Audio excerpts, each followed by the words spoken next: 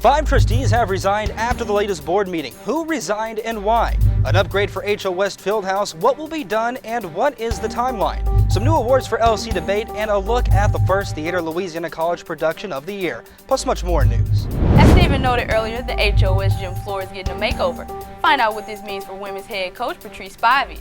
The LC football team loses a heartbreaker to former conference opponent Texas Lutheran. We'll tell you what happened. Wildcats Media News starts now. From Studio A in the Martin Performing Arts Center, this is Wildcats Media News.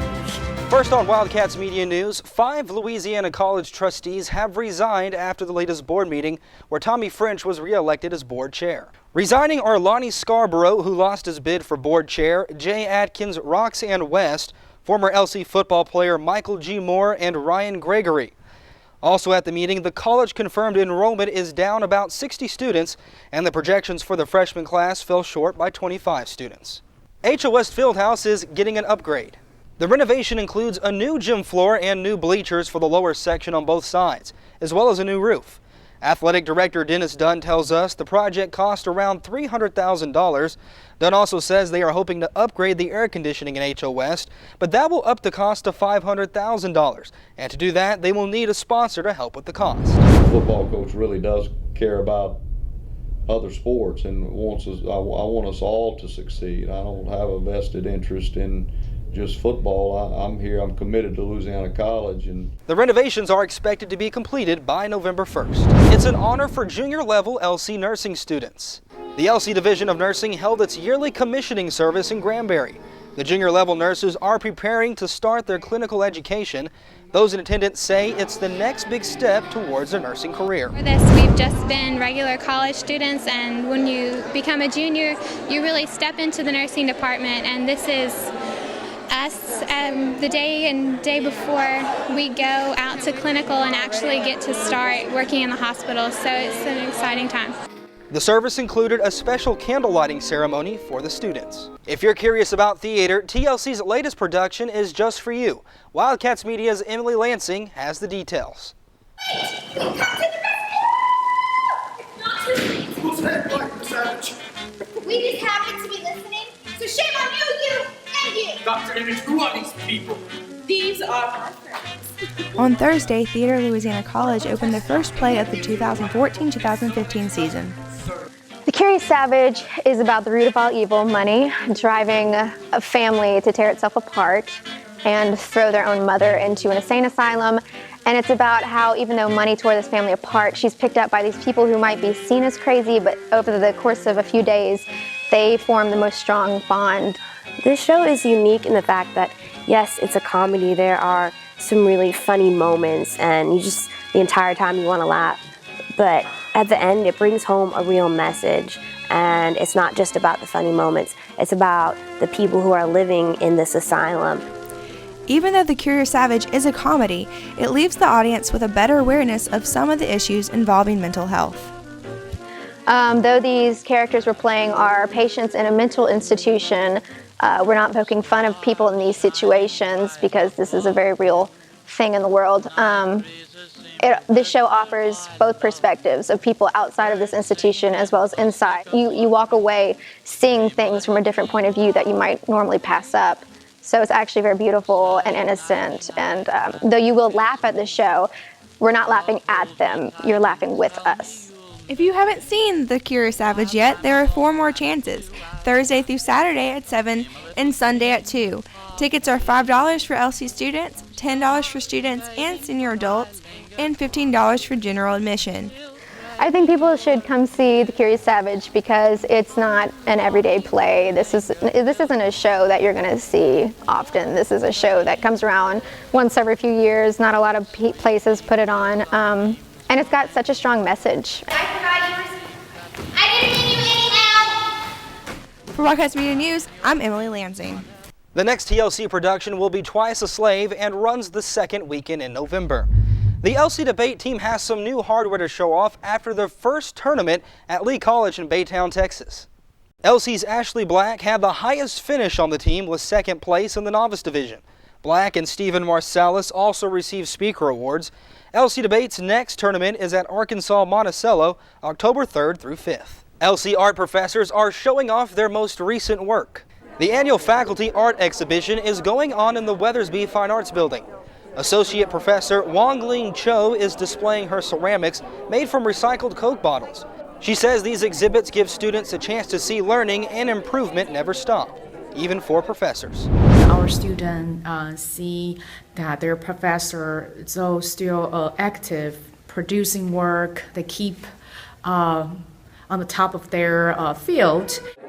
The exhibit is open every day until Thursday, October 9th. Dude, it's a tailgate, and it's one of the longest standing traditions here at Louisiana College. The goal of the tailgate was to help build school spirit for the upcoming year. The event consisted of different contests, lawn games, food, and a raffle with unusual prizes. There was also live music. Today we have the tailgate, which is a Res Life event, and what we're really trying to do here is to get families on campus and just have residents be able to spend time with their families before the football game and just eat and have fun and hang out. Residence Life plans different events once a month. Next month's event is set for October 30th on the Alumni House lawn. And that'll do it for news. Coming up after the break, Karylon Thornton takes a look at sports. We'll be right back.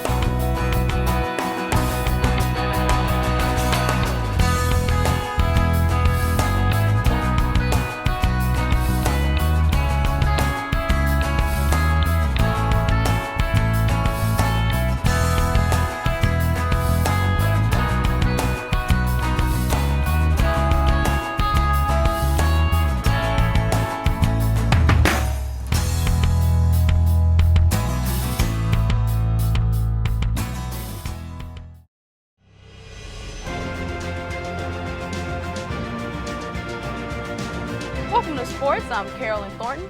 The HOS Fieldhouse will look a little different when the men and women's basketball teams take the court for the first time this year. Work has begun in HOS to give the basketball teams a new court to play on. That's a big deal. That court hasn't had a facelift in almost 50 years. First-year women's basketball coach Patrice Spivey, who is also a former Wildcat, understands the need for this new gym. I'm sorry to see that other floor go. A lot of my blood, sweat, and tears is on that floor. You know, but it's needed. It's needed not just for us, but for the school as a whole. We need to see some changes going on, some positive changes. Work is scheduled to be done by November 1st, with the first game being played November 17th. The LC football team lost to Texas Lutheran in a way you may have never seen before. With 6 seconds left on the clock, the Wildcats were on the verge of knocking off Texas Lutheran, facing 4th and 2 on the TLU 12-yard line, with the clock ticking away and no timeouts left. There was a bit of confusion between head coach Dennis Dunn and the offense. Dunn ran on the field to get quarterback Easton Melançon's attention, which resulted into a sideline penalty of 5 yards and 10-second run off the clock.